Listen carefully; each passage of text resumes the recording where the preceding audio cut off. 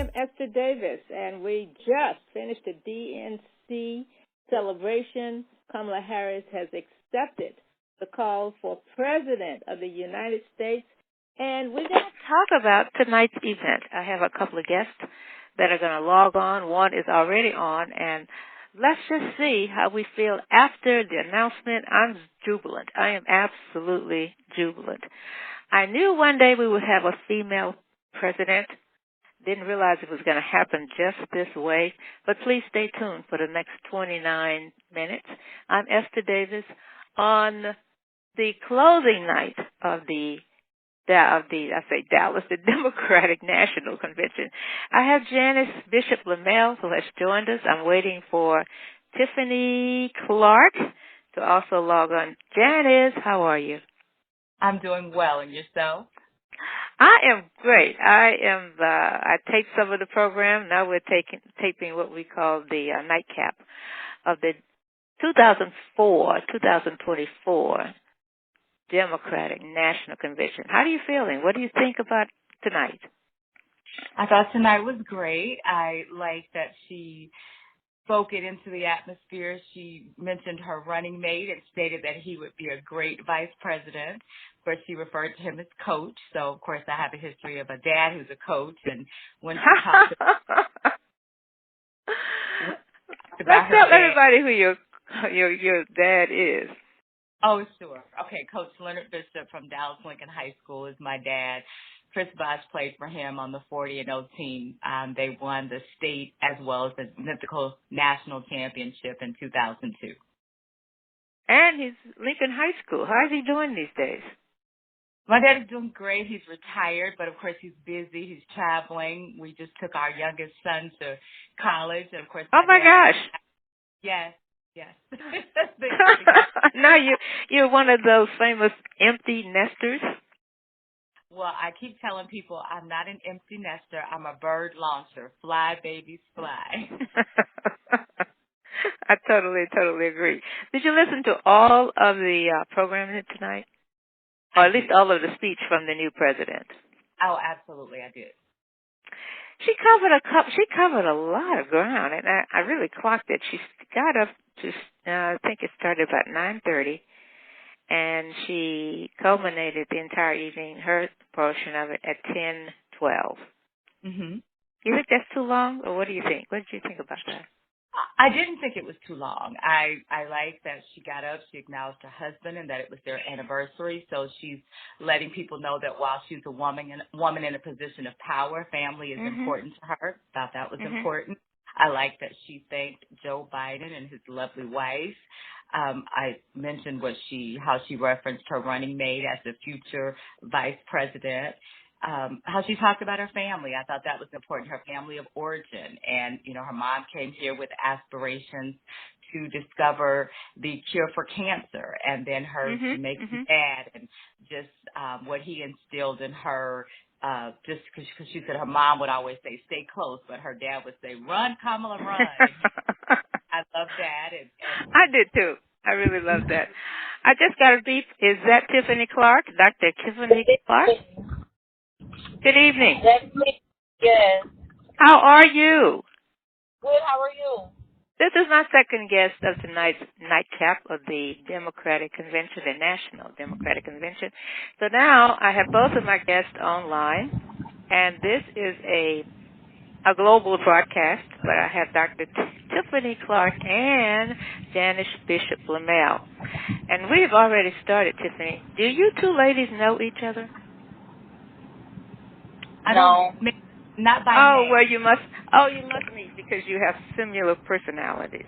I've known Professor Janice Bishop LeMelle for a long time. We met as members of the National Council of Negro Women. And Tiffany Clark is running for office, one of their favorite offices, according to me, Ester Davis in our state. So, Tiffany, bring us up to date. What are you running for, and why did you decide to run for office? So I am running for State Board of Education, District 13, representing Arlington, Dallas, DeSoto, Cedar Hill, Lancaster, Duncanville, Mansfield, Mesquite, Irvin, Crowley, Whoa, Rue. Great Oh, Prairie. my God. That's a large area. And and these It is a large area. yeah. Explain briefly. We don't have a lot of time on the nightcap, but explain to us what you do when you win, because you don't have an opponent, right? I do not have an opponent. We had a special election about 2 weeks ago because, as most of you all know, Aisha Davis is moving up to House District 109. So she had to vacate her state board seat. We had a special call election 2 weeks ago. I won the nomination with 68%. But there's still work to be done, right? And I think that's part of the narrative that we've been hearing all night and all week, honestly, is like, hey, we can't complain. We got to get to work, right? There's still work to be done. We still have to show up. And that's what we're seeing also on the state level, right? So we're talking about the vouchers. We're talking about Native American studies. We're talking about, bringing religion to the schools. Not a personal thing that I support, but these are the topics that they are trying to pass in Austin because you have the mega extremists trying to pour in their values. They're trying to take away funding from our schools. With my background being in education and a former school board trustee, I see the impact of funding being lost on our students. So it's imperative to just continue that work, continue to fight, and get the people to support. We have to rely on community during this time more than anything. Did you get an opportunity to listen to the president-to-be, to listen to her acceptance speech tonight? I did.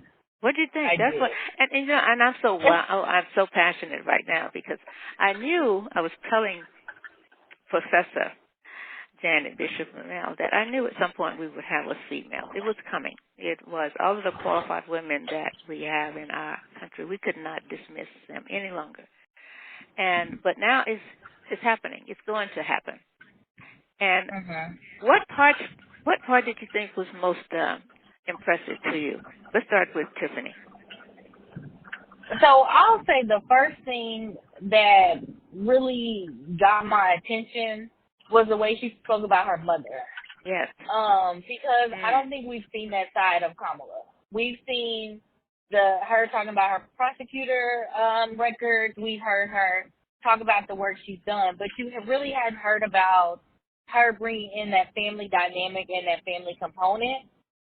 So I think that was important for the people to hear, like, hey, she has that humanitarian background. She talked about learning how to cook gumbo, right? Like, she resonated with people in those aspects.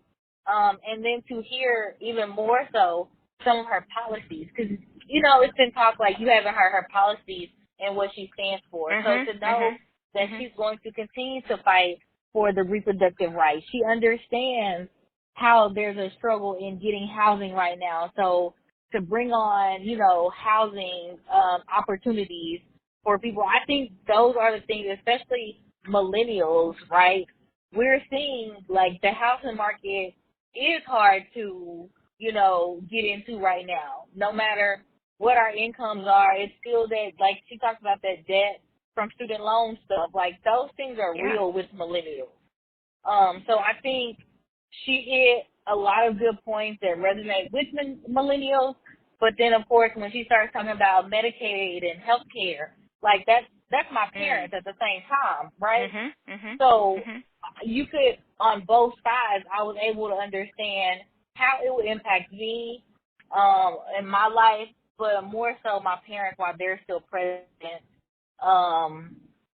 and being able to navigate with them and support them in, their coming days or whatever. Well, but, last night they were talking about this is going to be a tight race, and I know I'm the eternal optimist. I don't see this being a tight race because the way Kamala talked tonight, she was talking about all of the ills that other person has brought to our world and to our America. How can anybody how can you really vote for anybody else outside of Biden and Kamala Harris? Did we talk too much about Trump tonight, or did they not say enough about him? Professor, do you want to step in? Oh, sure. I think she talked about having compassion kindness, and I think anybody who knows anything about her opponent knows that he doesn't bring that to the table, and he's done just the opposite. He's made people very comfortable in saying vile, offensive things, and he's not discreet about it at all. As you said earlier, I think she definitely spoke to middle America when she talked about growing up in the flats and how there was a sense of community. And she talked about an Aunt Chris, and she named some other people, and she said, and I quote, "We're not related by blood, but we're related by love." And so I think it's so important. And in our culture today, oftentimes that sense of community is missing. And I firmly believe it takes a village to raise a child. And so when you hear the stories about neighbors trusting their neighbors, and then even her personal relationship with her friend, that she was aware enough and sensitive enough to know that something was going on with her friend Wanda at school. And she said, "Wanda, what's going on?" And then she found out that Wanda was being SA'd by her stepfather, and she said that motivated her to become a prosecutor. So that was such a moving story. I just thought, and that has happened. There have been more incidents of that, I think, in our society that we don't tend to talk about. Of course, and as a therapist, I see it a lot. I see it so much trauma in culture. And that's what I was just about to say. I think our society, our culture tries to hide those things. Right? It's oftentimes easier to be swept under the rug instead of having those deep conversations, talking about it, figuring out solutions. So I think tonight she presented solutions to a lot of the trauma that we face in society. Well, she used a word tonight that I haven't heard in a long time. My grandmother used to use that word, half-ass. Verbatim, half-ass. Don't do it at all. Don't do it halfway. Half-ass. Don't do it at all. Let me know what you new millennials think about these words that we're picking up from our grandparents. So I grew up Kojic, right? And my grandmother, I was really close to my grandmother, rest her soul. And that was something she also told us growing up, right? So when people ask about why do I do things the way I do, why do I navigate the way I do, and that's always my answer, because my grandmother said you don't half-ass anything. You either do it complete and you do it right, or you don't do it at all. But you dang sure don't put your name on something that's going to be mediocre. Yep, you don't finish it. What happened on your side of the aisle, Janice? Well, anything I do, I try to do it with a spirit of excellence. So I think we're echoing the same thing. If I commit to doing it, if I put my name on it, then it's going to be done to the best of my ability. I also thought it was important that she stated, she used the term a peaceful transfer of power. And so never before in the history of this country have we ever been concerned that there would be a peaceful transference of power. And well, actually, I didn't know it could be anything else but a peaceful transfer of power. And to date, he's still saying that the election was stolen. And so I also like that she pointed out that he wants to pardon the people who participated in the insurrection. I thought that was important. And she talked about what it would look like if he was in office and how that's very dismal, and that the Supreme Court has already voted that he will receive immunity. And so I thought she did a very good job of pointing out what we don't want. And she's saying over and over again the resounding motto, we're not going back. And I know me personally, I went to Baylor for undergrad and graduate school. Without the Department of Education, I could not have gone to Baylor University. And so just to think that you have this Project 2025, it's just really scary. So it's like, if nothing else, but 95+% of the U.S. population needs some form of assistance when it comes to student loans and being able to afford college. We have 4 children, and while I've had some to get scholarships, we've had some that we've had to pay for. And the Department of Education has been a huge part of that for my family. Wow. And on your side, oh my gosh, Tiffany, what is your first act when you win your race? What is the most important to you now with the school board of Texas? Vouchers. You Can you repeat that question? When you said vouchers, you sort of put emphasis on vouchers. Is that what? Yeah. So, well, the thing is, right? Texas schools are funded by Texas Education Agency, right? Right.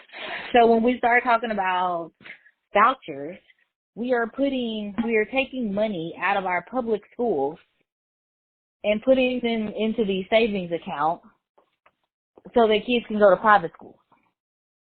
Okay. Our kids aren't going to private schools. No, our right? children are not going to private schools, right? And the vouchers 9 times out of 10. Vouchers are not. I'm sorry. Go ahead. 9 times out of 10.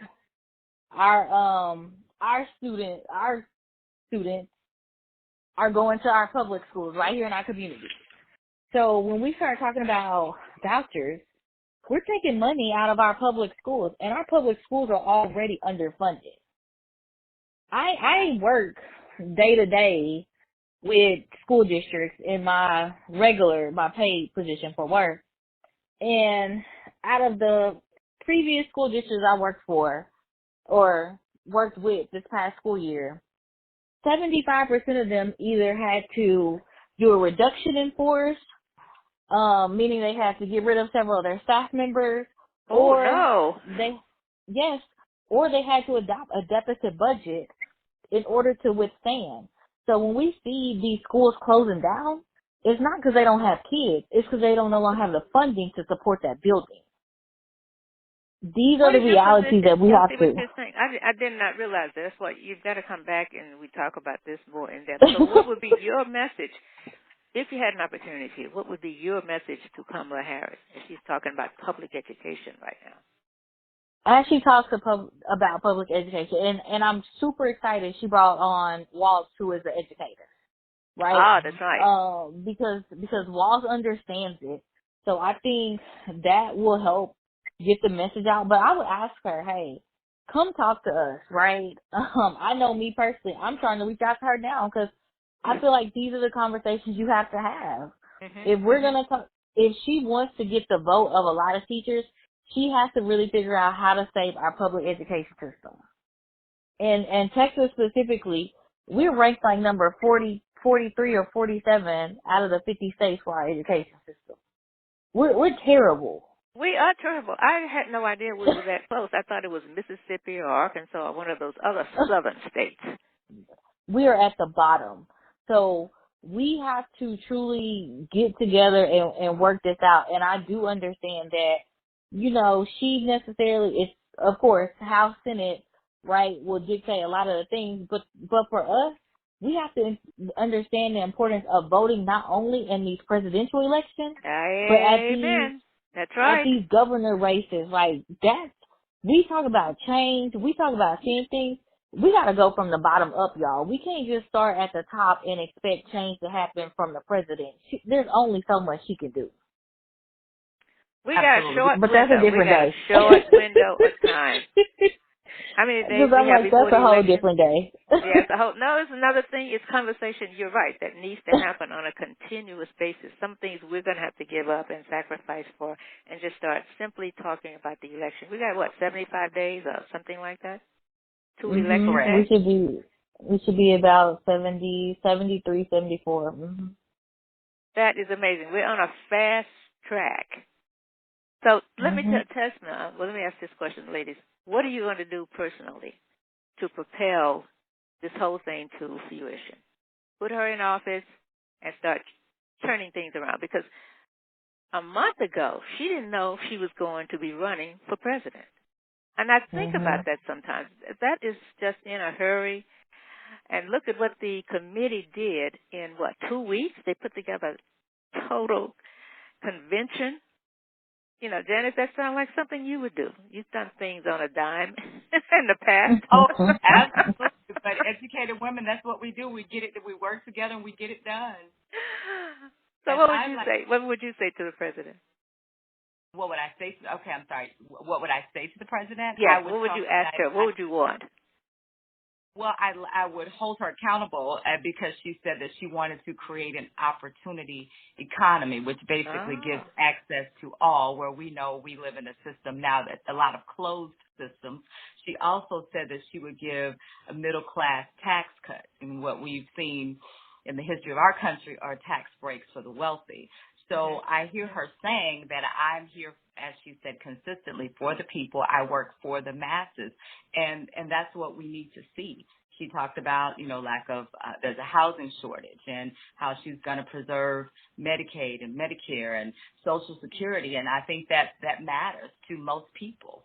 And even when you were speaking about the vouchers, even the vouchers that they're allegedly giving do not cover the full cost of private education. So once again, this is another closed system where you're making education only available to the wealthy. Because again, if you get rid of the Department of Education, that means only the wealthy and the super wealthy can afford to send their children Absolutely. to school. And these aren't just brown people. I mean, most people don't have an extra $50,000 a year laying around to pay for their child's education. And if you're like me, most of the time you have two in college at the same time.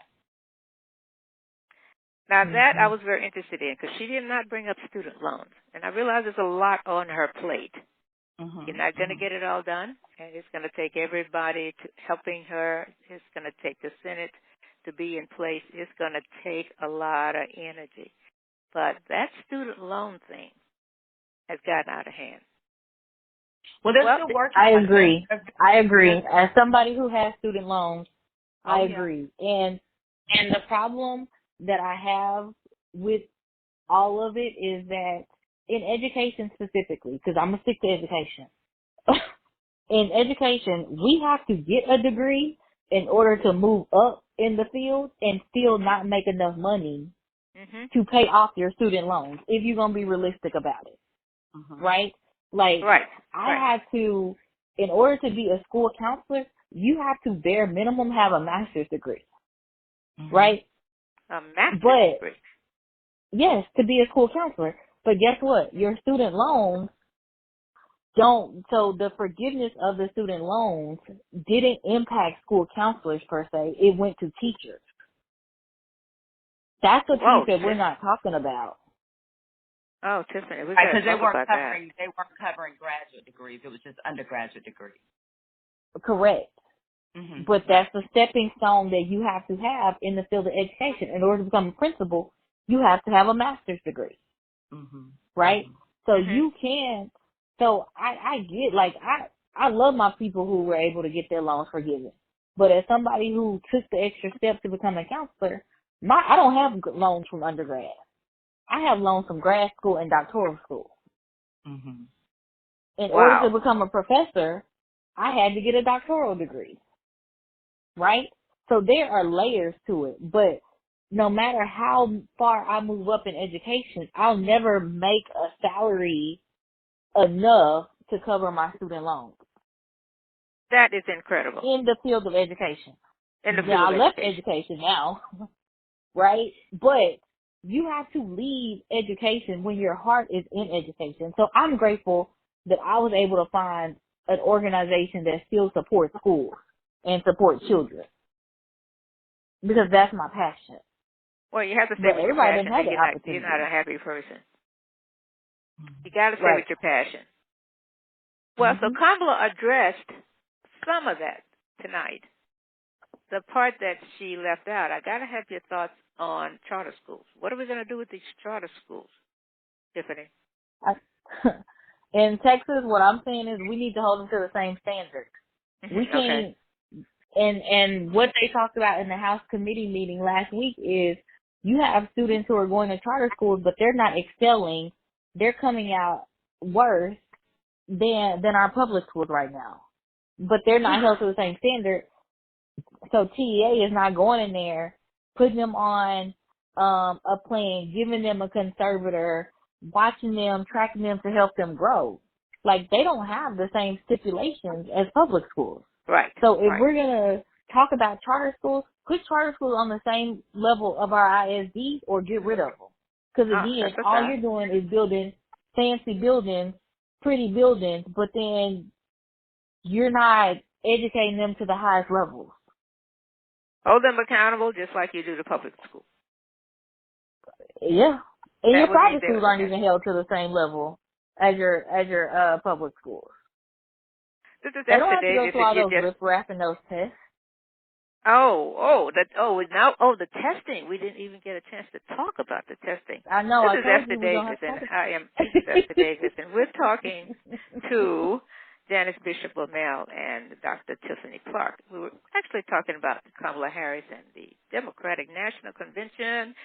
It just ended. We have a new president on the horizon, and we're talking about education. And we're going to do a series of these. These two ladies don't know each other, but they all have an awful lot in common. I know both of them, but they just don't know each other. So at some point, we've got to have a luncheon or ice cream or something so that you can meet. But you have a lot of the same ideas. You have a passion about what you do, and that's what you need to get through these times that we have right now. So what's going to happen to Donald Trump? I know that's a real leading question right there, but do you care? I don't. I don't have to talk about him. Like, I'm big on not putting anything in the atmosphere that's not worth leverage or anything that's going to impact my spirit. And so, to me, that's not something we should even be talking about. I totally if he's not agree with for the people, then what are we talking about? Well, I guess one of the things that, and we've got about 5 minutes, is that we've had him in our nation and as a household name for, let's say, 5 or 6 years. If we went from alternative facts to just downright lies. Are the American people that dumb? Are the American people that misled? How did he, it's like, how did you think, how did he even get there? How did he stay there? Where is all of this power coming from? Or are they just naive people? I think that was the largely the population that he appealed to, people who in the past had not voted, poor rural whites who did not understand that the Affordable Care Act and the Obamacare were the exact same thing. So the same people who were shouting, we don't want Obamacare, were the same people who were probably shocked that their toes may start to fall off because now they can't get their insulin and their teeth, and they needed dental plans. And so the same people who, but again, he activated that base of people. And it's very similar to me to the civil rights movement. It was the poor whites, oftentimes, who were the most verbal and brought the most opposition to civil rights because it was like, well, we may not be educated, we may not have money, but we have our good white skin. So that gets back to white privilege. And I strongly think, and so I think he knows America's dirty little secret, that racism is still alive and well. And despite the fact that we had an African-American male in the White House, it just infuriated the people who had not been willing to be public about their feelings about race. But I just think he has emboldened people to say things that in the past people were not comfortable saying publicly. I think I can agree with that. I think that's you want to add spot anything on. to that? You want to add anything to that, Tiffany? I think the only thing I'll add is the fact that we, as someone who works in a school system that was predominantly white at the time, but was definitely evolving and having more minorities in it, you saw that head on at school. Was the racism head on and how you were placed in situations for being a minority. And just one example I'll give y'all is that there was a lady working on her dissertation, actually over the district, like in the district, working on her dissertation that was over the same district. And I was working in doctoral school, and one of the white ladies that was in the district told me, you are not to talk about you being in doctoral school ever. If I hear that come out of your mouth, I will make sure you're written up. Oh, ouch. Ooh. Okay. What But would think about it. give you for that? Or did she not? No, I didn't have one. Okay, she didn't give a reason. Okay, got it. Yeah, that's ridiculous. Did not No. give a, wow. But how do you handle, but I feel like if he wouldn't have given them that autonomy, she wouldn't have felt that to tell me. And she was like, I don't feel like anybody would have outright said, you work at a school, but don't talk about being in doctoral school. Like, that's backwards. Yeah. Like, your goal is to educate people, empower people, especially your minority students who may be far and few. If they see a young black woman, yes, I'm in school still learning, and yet I show up to work every day and give you my best, that's empowering to a young girl. Sure. Indeed. But if you're telling me, oh, be quiet about what you do, because that's not to be talked about here. We have come a long way, ladies. I mean, Kamala is only 59 years old. I think she has a birthday coming up pretty soon. And her presence is going to put us all on, I think, a higher standard. In our closing, what do you think? Her being president is going to do what for the black race? Especially black women. We're going to get more respect. I don't know. We're going to meet. I don't know if it's going to do anything for black people. I think as a young black woman, it gives me the power to continue to evolve and the power to continue to know my worth. Oftentimes, black women, we are oppressed, and I think seeing Kamala walk into this light allows me to know I have a voice. I may not say it all right the first time, but at the end of the day, you understood what I said, and I meant what I said. And I think that's what she brings. She brings that level of class, but she can also meet you where you are. Yes. I think she has another side. I think she has another side too, because we have not seen that yet. We haven't seen that yet. As a prosecutor, oh my gosh. Well, it's been delightful. I want the two of you to meet. I think you both have passion. I think you are just part of the intellectual brand in our communities, and I try to get those people that will look at you or look at other people and say, oh, I can do that. Other young girls that could say, oh, I like what's her necklace, or I want to. And it's amazing. I've worked with young ladies practically all of my life, how they just pick up one thing you do and brand it, make it their own, and emulate it. So we will do this again. It has been a pleasure. Think of something else, just give me a shout. And Janice, where's your son in school, your youngest baby? Houston? Somewhere close? Clark at Lansing University. Oh, my gosh, no, he's not close at all. No, he's not. He is not. But my soror is going to do very well, and I think she is going to encourage and empower all people, not just black women. But I think she, as she stated, she's family. Her parents were immigrants. They came here, and we live in a country full of immigrants. And so I think it just says that it gets back to what we were taught. If you work hard, you can be successful. And so I think she's seeing that. I think she's shining the light on the fact that African-American women, we are oftentimes overqualified because sometimes we have to work twice as hard to get half as far. But again, you know, when the opportunity presents itself, we are ready, we are poised, and people are like, where have you been? And it's like, I've been this all my life. You know, you just had the opportunity to see it. So I'm proud of her. I think she represents us well. I would like to hear more about her faith and her belief system. She did mention a little bit about spirituality, but I'm unapologetically a believer. And I just think that one of the things that oftentimes happens at elections is that there's this shout that goes out to evangelicals like, oh, you can't vote Democrat because of abortion and homosexuality.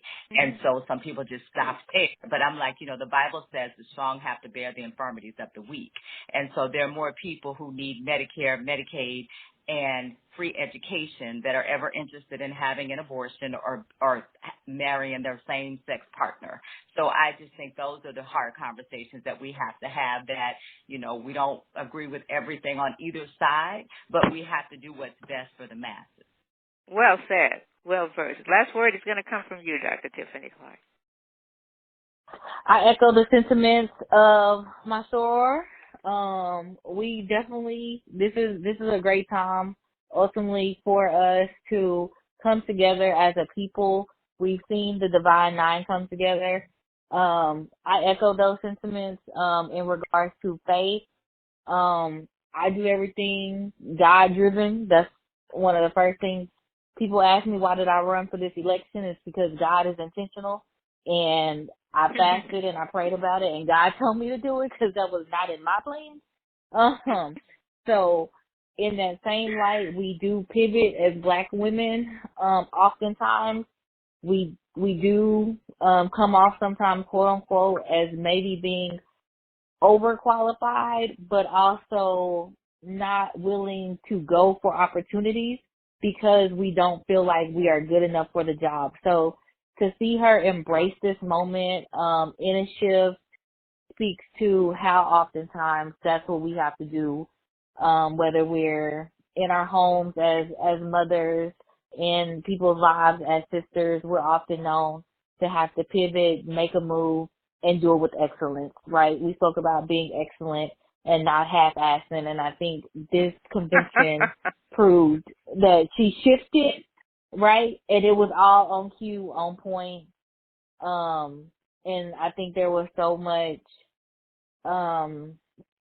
realness that came out of it, and you saw different walks of life, different people speaking on things that were important to them and how they felt connected to her. So I look forward to definitely holding her accountable, seeing what outcomes we do truly have, but most importantly, getting people out here to know the importance of voting. So I have meet and greets coming up, and I will say we will have a VDR at every event, making sure people are registered to vote. Wow. Congratulations, so that's what I America. personally would do. Congratulations, America. We have a great ticket. We have a great person running for the President of the United States, and I am just peacock proud. I am so happy. This has been a joyous night for all of us. We're turning a tide, and we're going to make it work. And whatever's behind us can just stay behind us. We are not going back. It's Ester Davis. I thank you for your time. Thank you, Tiffany. Thank you, Janice. We'll talk to both of you really, really soon. Thank you. Thank you. Have a good night. You as well. Bye-bye.